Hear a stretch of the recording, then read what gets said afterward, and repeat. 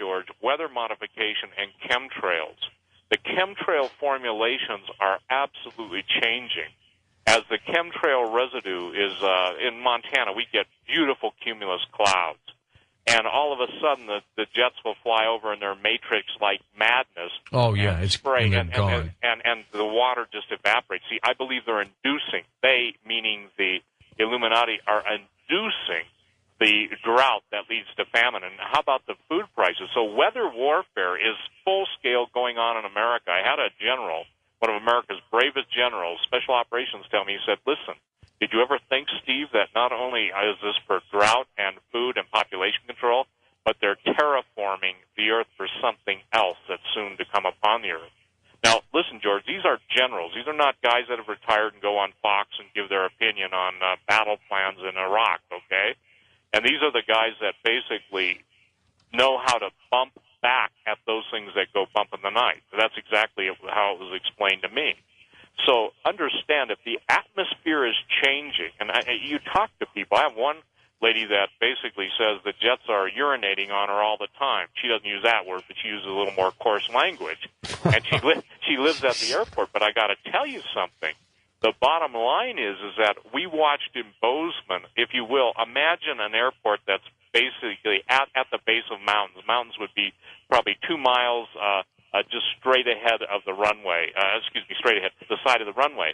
And we watched a purple, blackish goo come in after spraying, and it looked like a tidal wave of the stuff. I've never seen anything like it. It was the most unusual wave of chemical spraying I've ever seen. And it just absolutely covered a certain part of the valley. Well, people don't understand that Montana is the headwaters for the Missouri River, okay? The same area I'm talking about is where the Missouri River starts. And the thing is that now we're hearing reports of absolute strange anomalies, meaning strange anomalies not only in the weather, and by the way, our weather where we should be snowing, yesterday it was raining, finally turned to snow, but people are reporting new sicknesses and new illnesses. And what my concern is... That's a good point. I have talked to more people who have been so sick lately. I mean, so sick.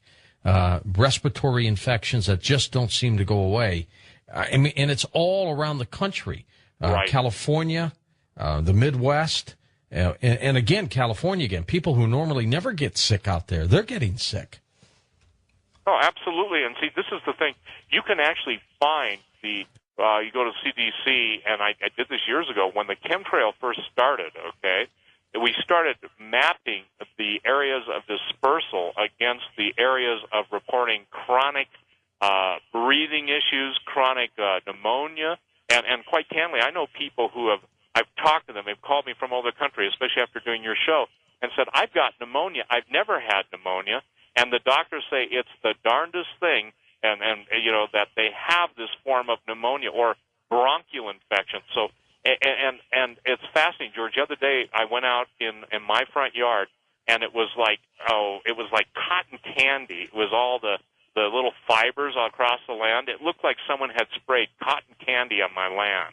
Okay, and I live out in the country at the base of the mountains. And the thing that's fascinating is that it was a filamentous material. I actually got pictures of it.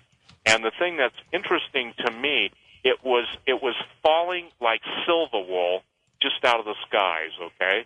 Some people call it, angel hair or whatever. Yeah. And so can you imagine if people die from asbestos poisoning and all of the different silicosis of the lungs when they work in mines, etc., that stuff, we're breathing that stuff in. And it's interesting. People are reporting to me the deaths of their pets, cancer in their pets, because their pets usually spend more time outside.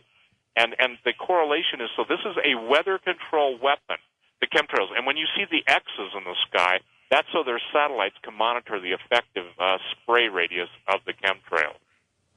Well, let me tell you, what about Morgellons? Do you think that could be tied into some of this, Morgellons disease? Oh, absolutely.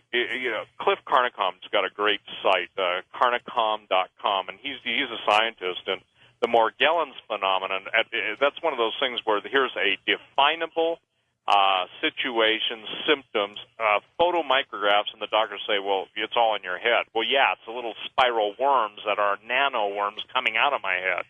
The thing is that the people that have it suffer horribly. I believe that Morgellons disease is a nano-based weapon spray, okay?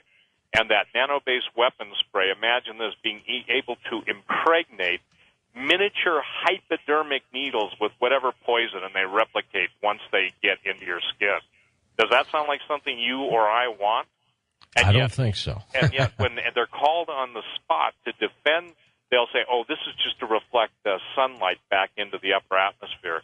Well, that may have been the cover story, but I believe, again, you cannot kill 6 billion people. And I'm so glad I heard your intro, because it's population control. And the word control is too sanitary. It's population annihilation. And I, for one, am furious that more people will not look up. I don't know how many people you talk to, but you say, you see that? That's chemtrails in the sky. They say, oh, no, that's contrails. And anybody that's been a pilot knows if they're flying east, they got to fly at a certain altitude. They got to maintain their distance from other commercial aircraft. But when the military basically are like LSD crossing the sky, playing tic-tac-toe and X's and O's, you got to know that this is something that's beyond the civilian air corridor control. And so when you look at the chemtrail spraying, I think that's the most in-your-face and in-your-lung weather modification weapon system that's going on right now. I think you're also absolutely right. Go ahead. And I think also that people have got to understand now, in the same technology that can control and modify the weather, also can set off volcanoes and earthquakes. The idea of that is in U.S. patents. And again, in my book, which I gave out, by the way, and I want to thank you for allowing me to announce that, because I gave it out to over 500 vets. And, George, again, the story that the veterans, the stories, the different war stories, we have some phenomenal people that listen to your show, okay, just phenomenal. And we all owe them such a debt of thanksgiving. But even beyond that, the guys that would respond to the book, Weather Wars, that I put out, basically said, you know, I used to work for the CIA, or I used to work this or that, and I can tell you this, you're making it tame. These guys want to wipe out the entire planet. And that's what he said. You know, some of the pilots have said. So the thing is that we're under full-scale weather warfare. It's inducing drought, which brings about famine, and not a day goes by where food prices aren't rising, where genetically modified. Now, here's something scary. In the lab, let's say they implant a specific gene, or they splice a specific gene in, and then in the air they put a binary activating agent. So when you combine what's been done in the lab and bring it into contact with what's being poured out in the air, and I'm telling you, this is not some conspiracy theory. These are sick people. They're my friends. They're my neighbors. They're people I love and care for. They're people that are absolutely beside themselves, being told, oh, it's all in your head.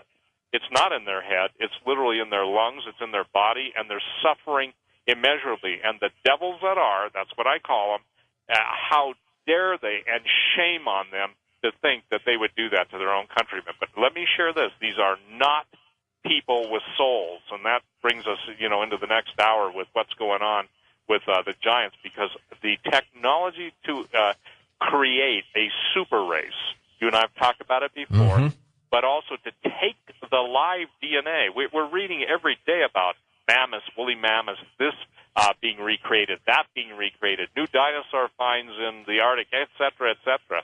Imagine being able to take the worst of anything that's ever been on the planet, combine it genetically in a lab, reconstitute it, supercharge it, and turn it loose on the people. And that's what makes me absolutely go volcanic. And that's what people have got to understand. It's getting that dangerous, whether it's the dogs of war, the super soldiers, or the literal its that are ready to come through CERN. We need to talk about CERN, because I've had physicists contact me and tell me that they're scared of what they're seeing and what's going to be coming on the planet. Back with Stephen Quayle as we talk about giants next on Coast to Coast AM. This hour with Stephen Quayle, we'll talk about giants, what's going on, manipulation. That'll be next on Coast to Coast AM. Stephen, tell us about your new work now, Long Walkers, Return of the Nephilim. Well, it's available